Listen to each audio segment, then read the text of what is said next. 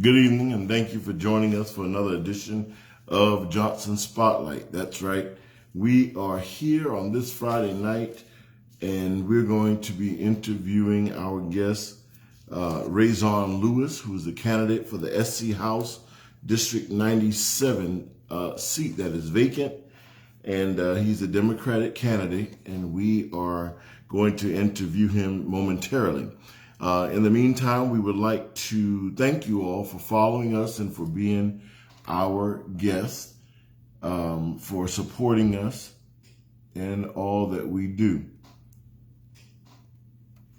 Okay. And Mr. ReZsaun Lewis in with us. He's the Democratic candidate for the SC House District 97. And now it's connecting, so there he is. Yes, sir. Mr. ReZsaun, What up, my guy? how are you? How are you, sir? I am blessed, man. God is good. God is good. How are you? Doing great, sir. Blessed as well. Glad you could join us on today. No problem. Thank y'all for having me. I'm actually sorry for being in the car. I took my daughter back to college today. So daddy duties never cease. So just on my way back home, I was making sure I caught this. It's important that I talk to you. Plus, I haven't talked to you in a while, so it's good to be here. Yes, sir. Good to see you as well. The family's doing well, I see. I'm grateful for that. Yes, sir. Yes, sir.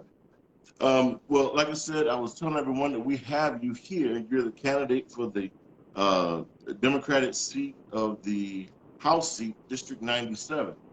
And we wanted to just basically bring you on and just let everyone know, those that may not know, that we have an election coming up. The election is going to be on May 17th, if I'm correct. And we want to get people out to vote, those that are in the District 97 area. And just ask you a few questions. You can answer those questions for us and tell us about some different things that's going on. We asked all of our viewers, this video is on Facebook Live, but however, we will be posting this on our YouTube page, which is Johnson Spotlight.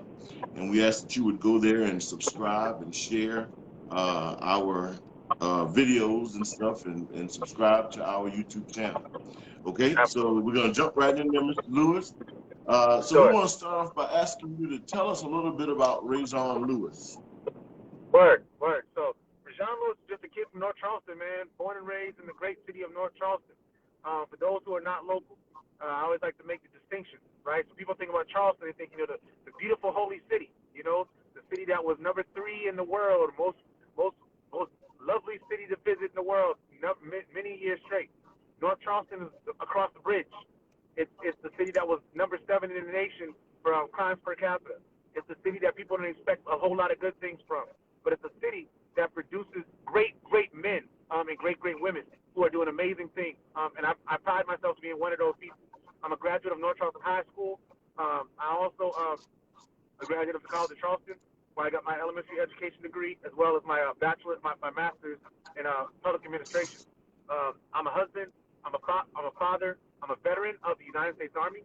I served for 6.5 years as a paralegal in the Army. Did time in Afghanistan and Kuwait, as well as Afghanistan. I also taught. I taught in Dorchester District 2 schools, as well as Berkeley County School District. So I got a pretty extensive background in terms of the work that I've done. And my favorite work that I've done is in youth development. I am the executive director of Low Country Youth Services, which is an organization that prides itself on creating and implementing youth empowerment programs, because our greatest resource that we have as a city, state, and nation is our young people. So we got to make sure that we are, sowing the seeds back into that next generation. Absolutely. And sir, I know you said you're a vet and you served in the U.S. Army and everything. Thank you so much for your service. I don't think we show enough appreciation to our vets and everything, and letting you guys know how much we appreciate the work that you all have done to make America a safer and better place to live. But I personally want to say thank you for that. I do appreciate that. And you said you're an educator. Thank you for your work that you've done as an educator, educating our tomorrows all over, that have come through your path. We certainly want to thank you for that. And that's another salute to you, because it's a different world out there now, and we appreciate, especially being a young Absolutely. African American male, being able to touch the lives of young people, and then being a youth developer Yeah.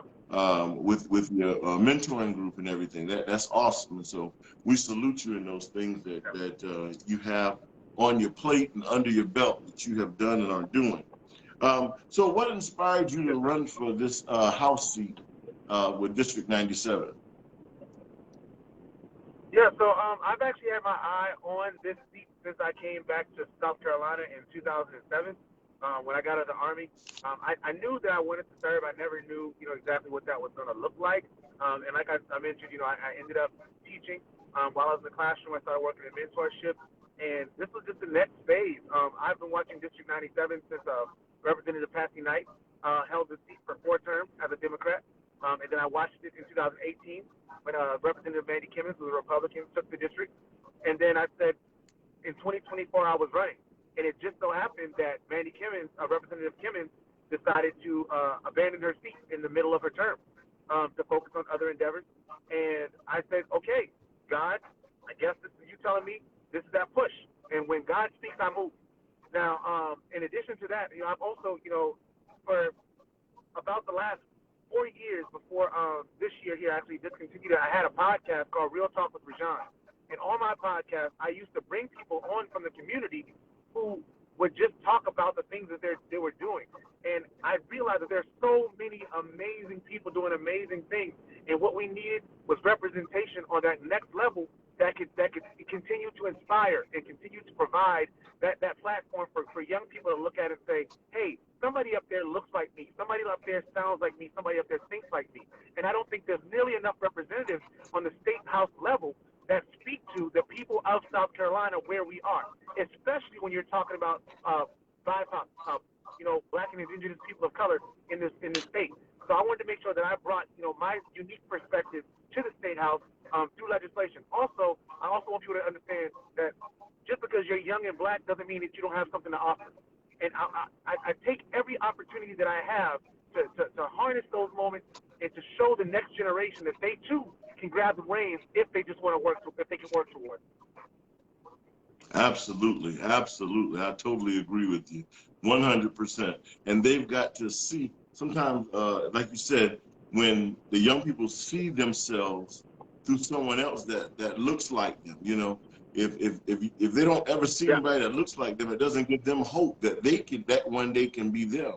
But if they can see somebody like yeah, yourself, came up in Charleston, and right in North Charleston, and went to school, probably at the school they went to. Some of the students there now may be watching and may have come through those same ranks and say, man, well, if he did it, then I could do the same thing. You understand? So it makes it more, yeah. it brings it more home and makes it more tangible for them, you know.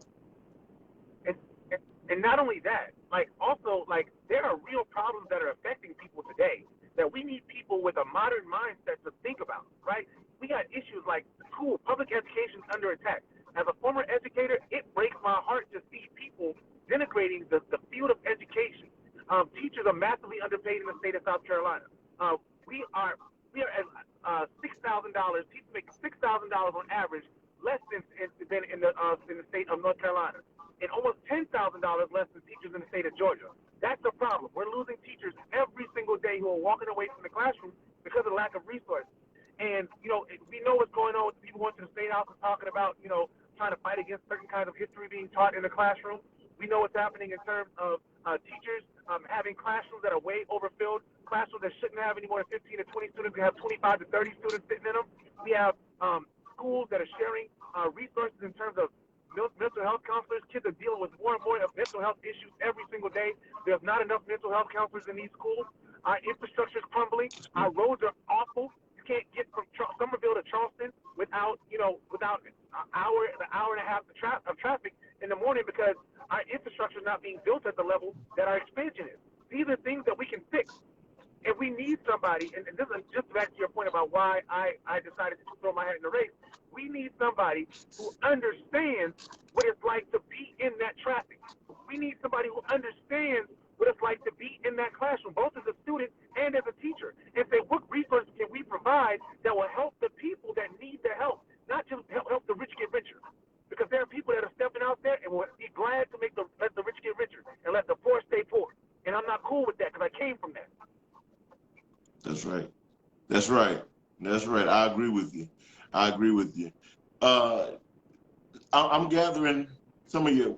Could you tell us some of your key points that you want? And I'll let you tell the Yeah. people. I've been looking at your website and everything, and I really like your website. And I'll mention now that if you have not visited his website, it's www.ReZsaun for SC. It's ReZsaun for SC, ReZsaun for SC. Go there, look at his website. He has some great points on his website, some different topics and everything. And I'm just going to ask you, what are some of your key points that you that are major in your campaign? I think you kind of touched on them, but Right. just kind of. Yes, sir. So for me, the most important issue to me on the trail is seeking first to understand, then to be understood. That's a very basic Stephen Covey concept from the seven habits of highly effective people. I want to be a candidate that will listen to people. We have way too many candidates that want to tell you what you need. I can't tell you what you need if I don't talk to you and hear from you what you need. So to me, if you look at it, if you look at it on my website when it goes under my platform issues, the first thing it says is I am a listener. I'm somebody who understands the importance of listening before adding my own opinion. So that's the first thing for me. But when you're talking about actual platform issues that make change, right? One, education. I've talked about that. We need to reduce classroom sizes. We need to raise teacher pay, not just for new teachers, but for all teachers, to be competitive with our neighboring states. We need to reduce classroom sizes. We need to make sure that there's a mental health counselor in every single school, and that does not mean that schools are sharing mental health counselors. I mean one mental health counselor dedicated to one school. That means that we need to make sure that there's enough money in the Department of Mental Health to be able to hire people that can fill these roles. The second thing, infrastructure. I want to fix these roads. We got somebody who's running as my opposition in the fact that he can fix the roads. Well, guess what? For a number of years, that person was the commissioner of the Dorchester County Department of Transportation. I mean, the First Congressional Department of Transportation. If they had that role for all these years and they ain't fixed the roads yet, what makes you think sending them to Columbia is going to get the roads fixed? It won't. No, it won't. it So won't. that's the second thing. Fix the roads. Broadband. Broadband. We got to make sure that every single home in the state of South Carolina has broadband. Now, I'm very happy to know that when Whip Clyburn, as well as the people on the federal level, President Biden got the money approved to be able to put broadband in every home. But I want to make sure that South Carolina doesn't drag its feet on the process. People in rural areas like in District 97, they need to know that we have people working steadfastly to get internet into every single home in the state. Why is that important? That's important because we've seen in the last couple of years how many job opportunities have been created and work from home positions just during COVID. Kids have been sent home from school and had to stay home from school. Well, how were they educated when they were staying home from school? On the internet. Well, if you don't have internet in your community, how do you interact with the teachers? How do you interact with school? How do you stay up to date on what's happening? So that creates opportunities there. Lastly, third, and like I said, these are just my top three. Healthcare access. We got to make it more accessible and affordable. If we don't make healthcare accessible and affordable, it's a problem. Every person in the state of South Carolina should have affordable healthcare. Every person in the state of South Carolina should have healthcare. And every person in the state of South Carolina should have access to a hospital without having to take an hour-long ambulance ride, which is the case for many of our people in rural areas. My wife's father lives in Russell in Pineville, and if he gets sick, he has to wait for an ambulance to get to his house. Like if he needs to have an emergency, he has to wait for an ambulance to get to his house, and then he has to take a 45 minutes to an hour ride to the nearest hospital. That's a problem. And God forbid if he's really serious, they got to take him to Somerville. That's an additional 30, 45 minutes. You think our elderly have enough time, like in an emergency situation, to make it that far? They don't. They don't. So we got to make sure that our health care is accessible and affordable on a very large scale. Those are my three main. Now, I can keep going, but I'm trying to make sure I'm brief. Look at those are three very good ones. I too am in, as you know, in the education, man, and I'm telling you, we see it all the time. You know, with the class sizes, the mental health, and I think we had mental health issues in the schools before COVID, but I think COVID Yeah. has done something to our young people. I mean, Yeah. it's a lot to take in for the adults, you know. So what do we think for the young Yeah. people, you know, and social workers as Yeah. well, Yeah. mental health and social workers to be in the schools. You know, I totally agree with you because and teachers can't teach with class sizes that are too large. You can't have one adult in a class, you know, trying to control 30 children, 30 plus children, you know, and trying to keep control over that class, you know. And they talk about building relationships, building Yeah. relationships. I understand that. But you're going to have some bad apples in there Yeah. that even though you may build relationships, yes, and they do listen to their peers and they feed off of each other, but Yeah. you still need smaller class sizes so that every voice in there can be Yeah. heard and everyone will feel free to go to Yeah. class and be in their school, you know. And that's Yeah. across the board from Yeah. And, first grade to 12th grade. yeah. No, I agree totally. But I want to make sure I want to get on one very important point.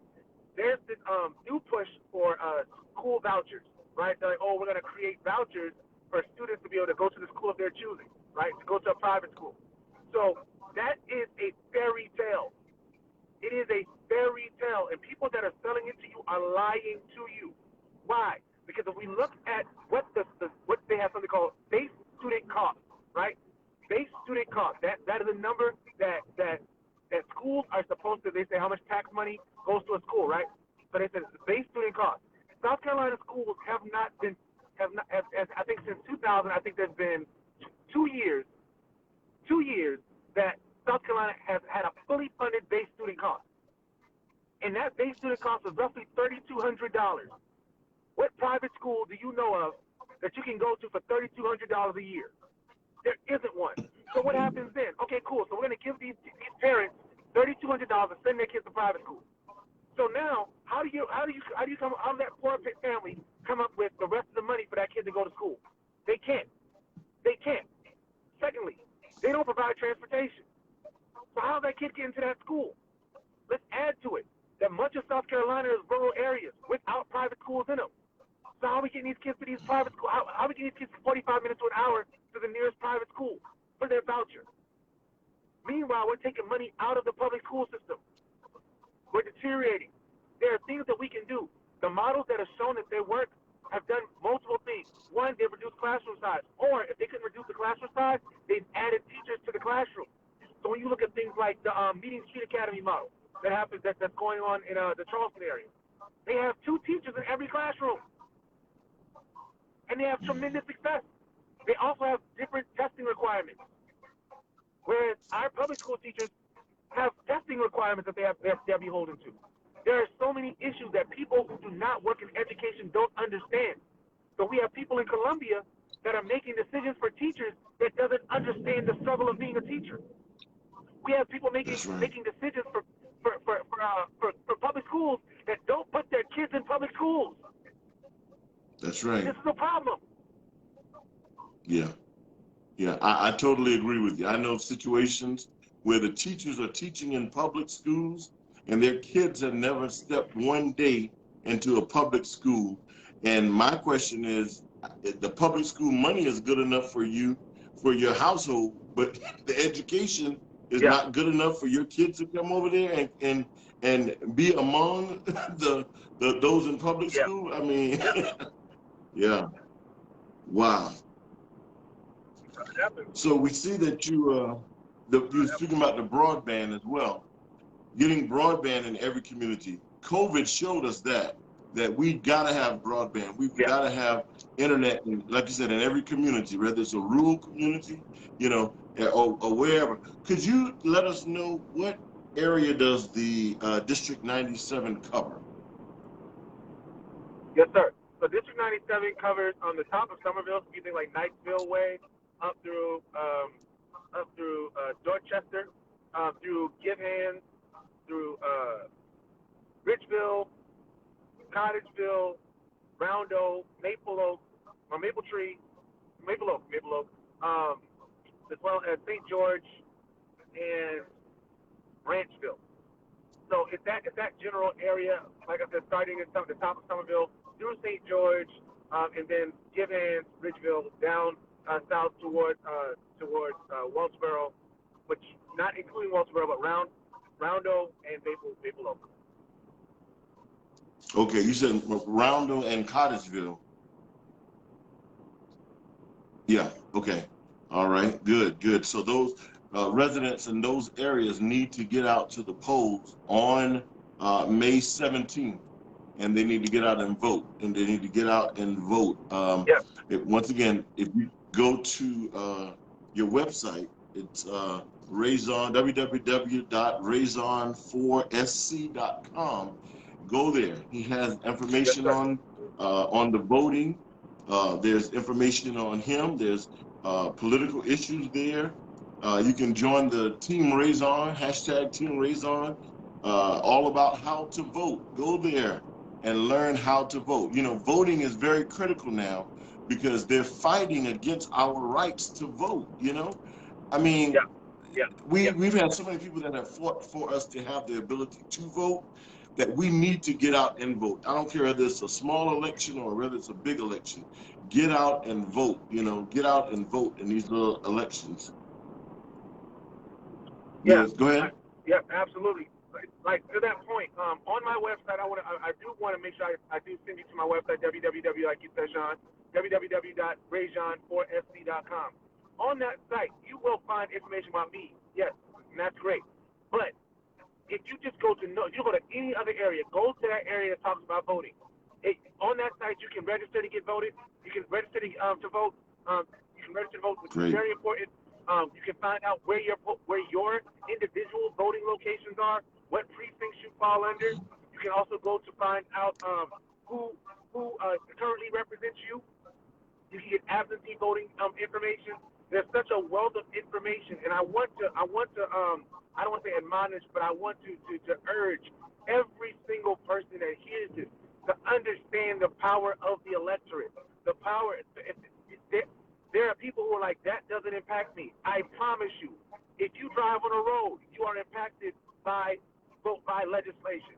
If your kids go to school, public or private, you are impacted by legislation. If you file your taxes, that's impacted by legislation.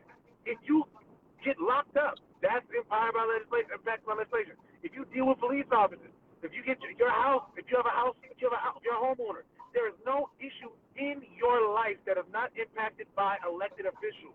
We have to make our voices heard. And when we talk about the fact that a lot of black issues get ignored, it's because our vote is often not respected. There are people that believe that they don't even have to talk to you because you're not coming to the polls. There are people who believe that they don't have to cater to you, they don't have to listen to you, and they don't have to, when they think they don't have to listen to you, they don't have to listen to your issues. Why? Because you're not going to show up at the polls. When we show up at the polls, we show them our power. When we show up at the polls, we're able to make effective change. When we show up at the polls, we're able to change things. One last point. If you look at the history of African Americans in this country, I want you to think about the things that we got before we got the right to vote. They gave us freedom. They released us from slavery, right? 1865, right? 1865, Emancipation Proclamation. After that, they gave us legal citizenship. All right, cool. Then they said, then Jim Crow came. All right, back to Jim Crow. Then it was 1968. 1968 is when the Voters' Rights Act was passed. That was 103 years after the Emancipation Proclamation. By that point, they ended segregation. We could dance, we could go to the same restaurants. The last thing we got was the right to vote. That has to let you know the power of voting. We cannot sit this out. I'm not telling you to vote Democrat. I'm not telling you to vote Republican. I'm not even telling you to vote for me. But I'm telling you to vote because it matters. Absolutely. Absolutely. I agree with you. Please get out and vote on May 17th. Go, like you said, on his website, there is several things there. Register to vote, how to vote, check your voting registration. Even talks about absentee voting. If you have elderly ones or those that are not do not feel safe yet getting out in public and going to a voting poll, you can do absentee voting for this special election. And that absentee voting starts on April 19th. I'm reading that straight from the website. Yeah. The absentee voting for the special election, the one that ReZsaun is going to be in, coming up on May 17th. The absentee voting for this election starts on April the 19th. So if you have elderly ones or those who cannot get to the polls on the 17th, go ahead and get the absentee vote information. It's right there on his website. You can request an absentee voting ballot. Like he said, he gave us the little towns, but portions of Colleton County and Dorchester County that the District 97 covers. It has about voting in person. The polls will be open from 7 a.m. until 7 p.m. And as long as you're there in line by 7 p.m., you can vote. You have to be in the line by 7 p.m. You have the right to vote, okay? So I know of situations before where people have been turned around when they were in the line. You know, we're not taking any more, but you know that you have the right to vote. Don't allow those people to tell you that you can't vote, because as long as you're in the line by 7 p.m., you have the right to vote. And it tells you in person, bring some form of identification when you come. Your driver's license, your state issued ID, a passport, some federal military ID if you have it, or your South Carolina voter ID card that they send to you. You know, so have those things and have them ready so that you can be able to vote. They will not deny you. You can vote, okay? So find out where you're supposed to vote at. All this information is on the website, www.ReZsaun4sc.com. So go there and find out all this information. Educate yourself. We're here at the end of March. You have time to get your information in there, okay? You have time to get your information in there. So the roads, the infrastructure, you know, like you was talking about that. Some of these roads are horrible.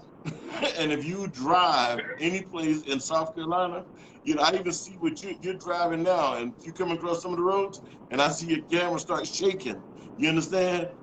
The roads are horrible. I had a friend that just yesterday hit something on 26 here in Charleston or Dorchester area, and it bent the rim on the car, you know? So, I mean, come on, it's stuff like that that's, you know, that can be fixed if we would just get someone there that is listening, and not only listening to us, but not assuming what we're doing or assuming what people want, but listening and then speaking on our behalf, you know? And sir, I do believe that you are the person that can do that for this area. And so I'm encouraging everyone, get out to the polls and vote, vote, vote, vote, vote like you have never voted in a special election before. I know that you do, yes, sir. I know that you do questions and answers for ReZsaun for the campaign or something. I think you do something like that. I saw a video on it. Tell us about that, and when do you do it so that they can come within the next month or so and talk with you? Yes, sir. So every Thursday night I try to do a weekly address that talks about that I normally I'll take one platform issue, because the one thing that I think we got to get out of is just voting for people based on their personality. It's good to like somebody and to think that they're cool or whatever, but make sure that these people have your best interest in mind and in heart. And so what I've done is each Thursday, since I've announced for the most part, I've missed a few Thursdays just trying to get some rest. But each Thursday I try to take one platform issue and talk about my thoughts on it, and also hear from the community on it. And every time I have one of these, what I call campaign conversations, I'm taking questions live. I'm also bringing an expert on from the field. I actually had someone on last night talking about the transgender women's bill that is currently being pushed through the Senate right now. And we had a really good discussion, and we were able to talk about what my thoughts were on it after I had received that information again.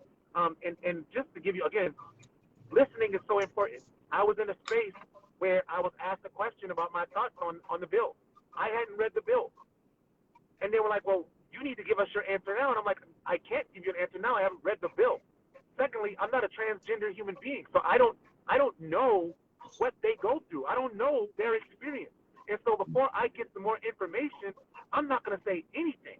And so last night I brought on Melissa, and I can't remember I think I don't want to mess it up. Melissa, who is a transgender person, came on the show, and we had an hour-long conversation about their experience, as well as they also work for the South Carolina High School Athletic Association. And so they were able to provide context as to how this bill will impact people if it's passed, and how it will specifically impact transgender people. And from that standpoint, we were able to have a real conversation and a dialogue that provided education to people who may not otherwise have even considered the totality of the situation outside of, this is what I think. That's the person that I am. I'm the person that's not just going to lean, the Bible says lean not to thine own understanding. Like, not lean on to my own thoughts about things, but to actually speak to people with experience in this area. So on every Thursday night at 8 p.m., just come check it out. Follow my page, ReZsaun Lewis for SC, on Facebook, as well as ReZsaun for SC, anything Instagram or anything like that. And you will see it. But I'm live on Facebook as well as Twitter on every Thursday night at 8 p.m.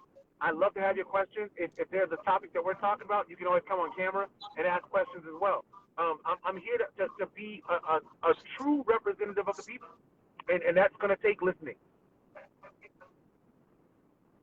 Absolutely, absolutely. Listening and hearing the people so that you can represent people. And I like that some people would have been asked that question and give some type of a round the way answer. But I like the fact that you told her, when you was asked that question, you said, "Listen, I don't have all the information on it. Let me go and find the information. I don't know it all. I don't know it all, but let me go and find the information, and I'll get back with you so that I can better answer your question." And then when you didn't know it, you did not know the answer, you got an expert, somebody who is in that area that can come in and can tell them about it, so that's very helpful. Yeah they so you said that's on Thursday nights at 8 p.m. and they can come on and ask you questions 8 p.m. on Thursday nights, and on Facebook. Yes, they can ask questions in the comment section or come on live. Okay, and the Facebook page you said was ReZsaun 4SC, correct? Yes, sir. Yeah, ReZsaun 4SC on Facebook. So go and follow his Facebook page and share it. And then on IG, you said it was the same thing, ReZsaun 4SC, correct? Same thing. Yes, sir. ReZsaun for SC everywhere. Yes, sir. Okay, ReZsaun for SC. And then the website, again, is www.ReZsaun4SC, okay? So, go there, support him.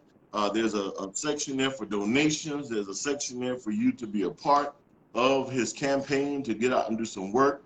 They need volunteers, you need workers that can come out and can support this young man in this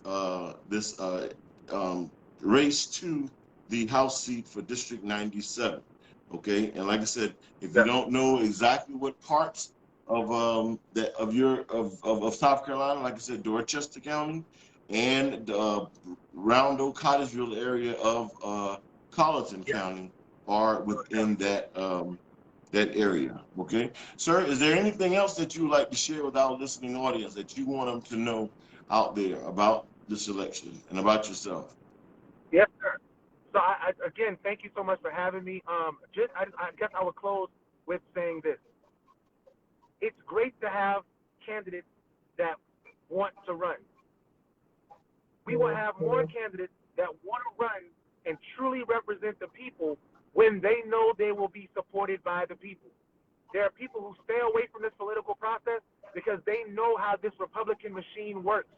They're gonna come out, they're gonna spread lies about you, they're gonna scandalize your name, they're gonna try to make you sound like everything but the child of God. They're gonna do that, right? But if we have people that are financially supporting these campaigns, donating, it don't matter. It don't got to be a big amount of money. 5, 10, 15, 20, 25, $100. Whatever you can give it. Because these people need to know that the community has their back. It's just like they're trying to have the community's back. Secondly, if you can volunteer, we need people to help us knock doors. We got to knock doors in this district. We can't just do social media promotion. That doesn't work. We got to knock doors. We got to make phone calls. So we have phone banking opportunities. We need people to, we're doing a postcard writing campaign. If you can help us write some postcards and send them out, we will send you the stamps. We just need you to help us write the postcards and send them out with my information on them so people will know about this election.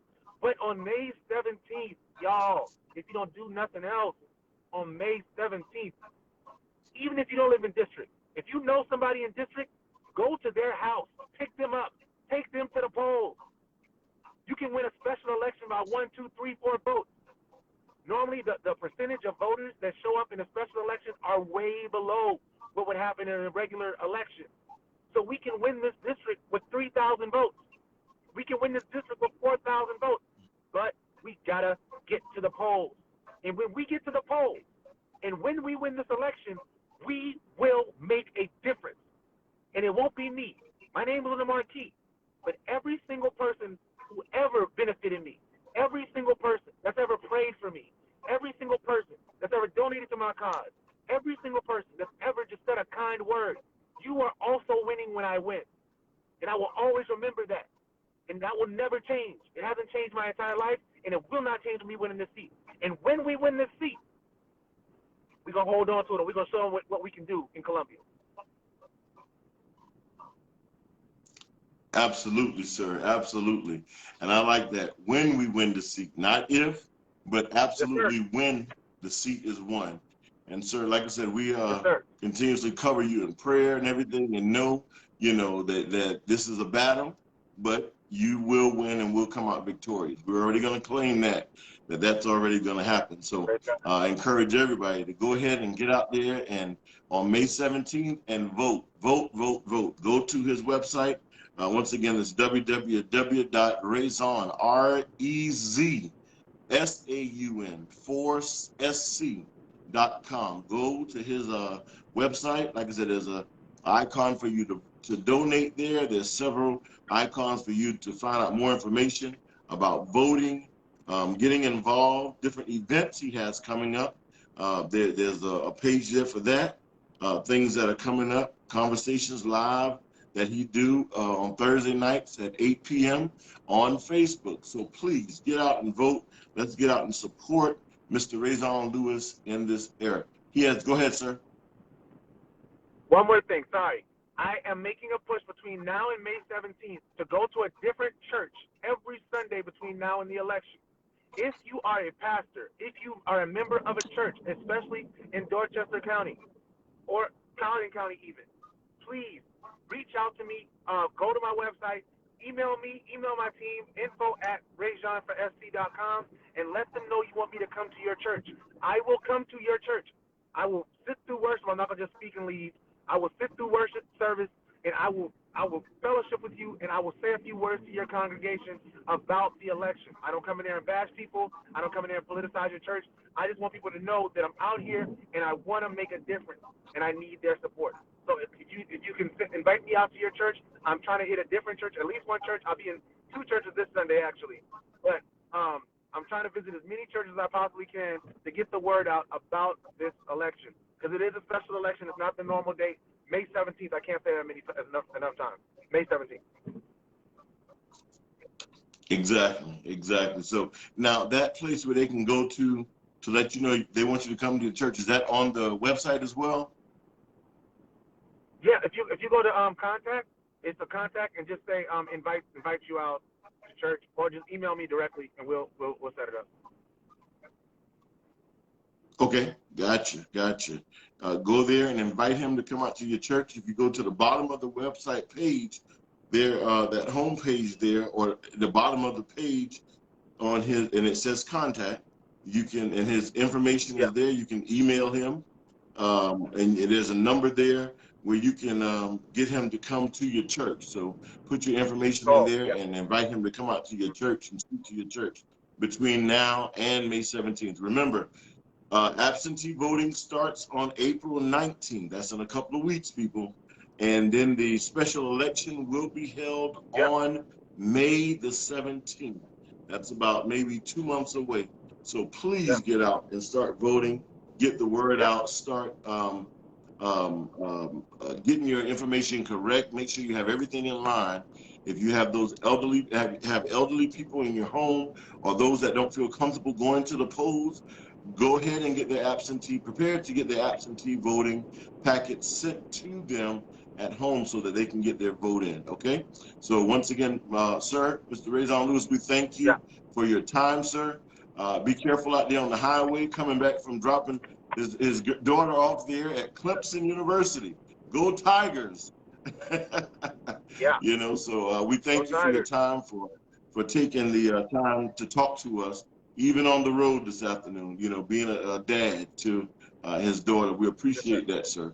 God bless you and the family, and we'll definitely be in touch with you, praying for you and in touch with you, okay?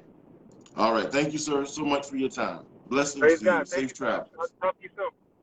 All right. God bless All you. right.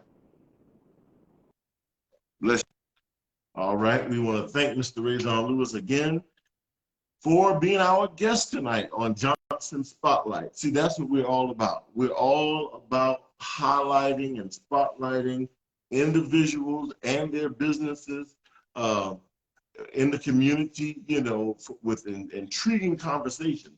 That young man is running for the House seat, District 97, and he told us that District 97, what all it covers, the area that it covers, Dorchester County, as well as Upper Colleton County being Rondo and Collegeville, not Walterboro, but Rondo and Collegeville, Dorchester County out to St. George, Givans, those areas. Please, people, let's get out and vote. Let's get out and vote. You know, that's our right to get out and vote.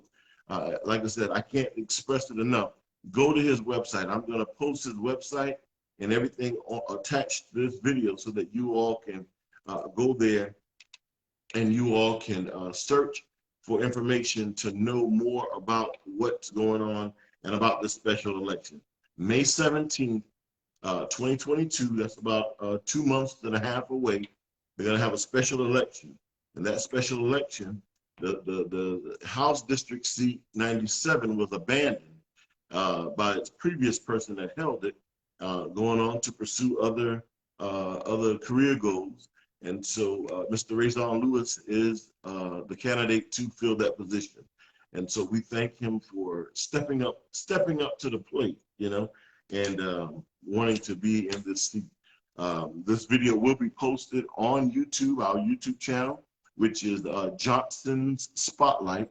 We ask that you would go there, that you would share, like, and just share and like and subscribe to our YouTube channel, Johnson Spotlight. Please go there, share, like it, but most importantly, go there and subscribe to our YouTube channel so that you can follow us with our different interviews that we have. Also, if you know of someone, or if you yourself is someone that would like to be spotlighted, or if you know someone that should be spotlighted for something they're doing in the community, making a change in the community, we ask that you would email us. Our email address is Johnson, JOHNSON, Spotlight, SPOTLIGHT 1 at gmail.com. Johnson Spotlight 1 at gmail.com. Go there, send us an email, say, I'm interested in coming on as a guest for Johnson Spotlight, and we will be more than happy to get back with you and set up a date and a time when you can come on to Johnson Spotlight and be our guest. On tomorrow night, Saturday, March the 26th, we have another young man, another entrepreneur that will be coming on from Walterboro, South Carolina. That's right. We'll have Mr. McGill Coger, the owner and operator of Coger's Mortuary there in Walterboro, will be our special guest tomorrow night at 7 p.m. So we invite you to tune in at that time. We're happy to have Mr. Coger to join us tomorrow at 7 p.m. We'll be logging on and we'll be having that interview with him, and he'll tell us about his journey to ownership of Coger's Mortuary, and hopefully, and I know it will inspire somebody out there, that maybe need to hear what he has to say. So enjoy and plan to join us tomorrow. That's March the 26th at 7 p.m. right back here live on Facebook, and we'll have Mr. McGill Coger of Coger's Mortuary out of Walterboro, South Carolina. He will be our special guest. Until then, God bless you all. Thank you so much for tuning in with us on tonight. We appreciate you, and don't forget to like, share, and subscribe to our YouTube channel, Johnson's Spotlight. Subscribe, send it out, share it with others, and encourage them to subscribe and to like our YouTube channel. We have other videos there that we've been doing over the past few couple of months or so. So please like and share, view those other videos. And like I said, if you would like to be a part of Johnson Spotlight, if you would like to be our special guest, then we encourage you to send us an email, Johnson Spotlight 1@gmail.com. We look forward to hearing from you in the very near future. God bless you all. Thank you for tuning in, and we look forward to seeing you on tomorrow night with our special guest, McGill Coger of Coger's Mortuary. God bless you.